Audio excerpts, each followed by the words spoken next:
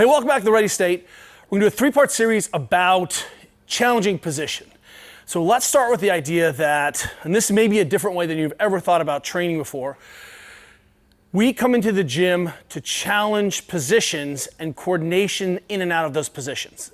Everything else is physiology laid on top of that. How strong I am, my speed on top of that, working energy systems on top of that. And that's just why good coaches say things like mechanics are the heart of every good strength and conditioning or track and field or program, right? We're really looking at, can you get into this shape and can you stay in this shape under as many different loads, positions, psychological demands as possible.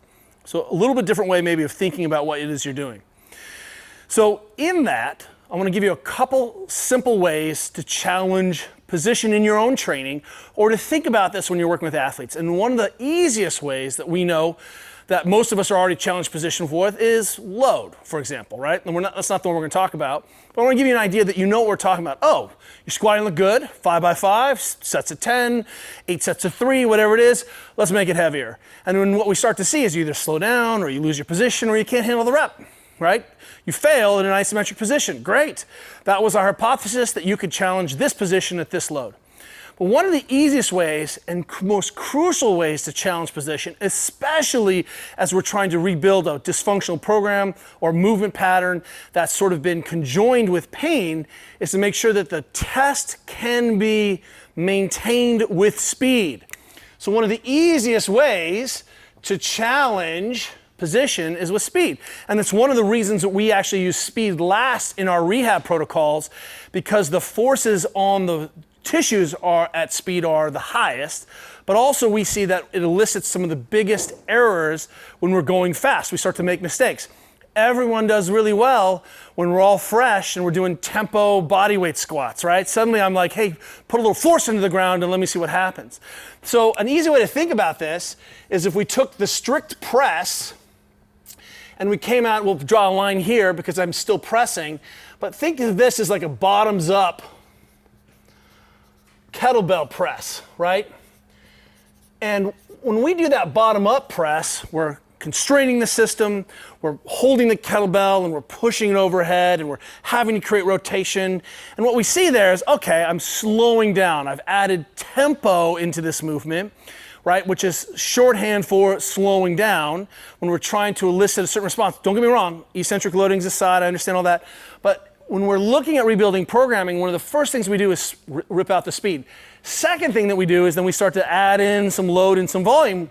But the easiest way to begin to make sure we own that is by adding a little speed. We call this push press. So you can take almost any of the movements, even if it wasn't a dip and drive from the hip, but beginning to add that speed element, and that's one of the reasons we know we train that way to develop force and rate of force, right? That even the powerlifters are using speed bench as an aspect of training force production at lower loads, higher velocities, we know that it will elicit bigger mistakes. So I suspect one of the issues, one of the reasons we train for speed is that it's easier to make sure that our athletes are actually able to maintain that shape under different conditions. And by the way, it starts to drift into a lot of sport, which really rarely happens at slow speeds, right? I can only think of a couple sports that are very slow. Maybe it's curling isometric, right? But the idea is ultimately, and of course curling has to go really fast, scrub the thing.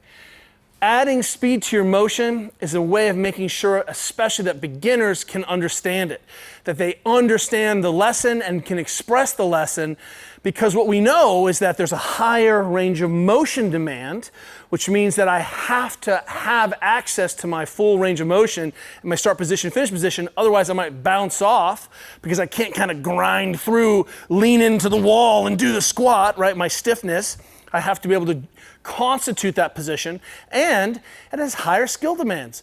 When we start to move fast, we make errors. That's why we're like, slow down, right? When we're trying to learn a skill or trying to teach our children to do things and not crash and burn with the tray full of glasses. So thinking about speed as a way to challenge position is a novel way of making your programming more difficult. Oh, you can hinge? Great. Show me a kettlebell swing. So again, you don't own your shape until you can do it fast.